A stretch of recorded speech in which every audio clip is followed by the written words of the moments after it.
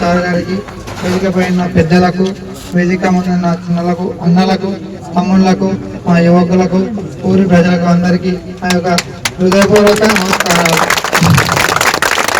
ఈరోజు మన శివాజీ మహారాజ్ జయంతి సందర్భంగా మన సార్ గారు మన ఊరికి విచ్చేయడం జరిగింది.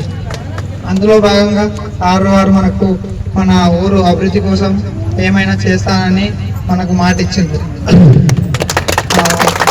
దృష్టి పెట్టుకుని సార్ గారిని ఎందుకు ఈరోజు వచ్చారు, సార్ గారు మాట్లాడతారు. కొంచెం మనకు కూడా కొన్ని పనులు ఉన్నాయి, సార్ చేస్తా అని చెప్పిండు.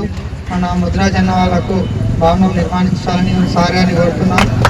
అలాగే అండర్ డ్రైనేజ్ రోడ్లు అవన్నీ కూడా సార్ గారు మనకు చేస్తారని చెప్పారు. సారు మాట్లాడతారు దాని గురించి కూడా.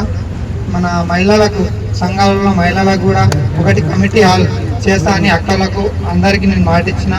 దాన్ని కూడా జర సార్ గారు మాట్లాడితే. ఇంకా మనకు కొంచెం ఊర్లో మన ఊర్లో నష్టాలంటే వాటర్ ఉండదు కాబట్టి ఆ వాటర్ సమస్యను కూడా సార్ గారి దృష్టికి నేను తీసుకెళ్ళిన.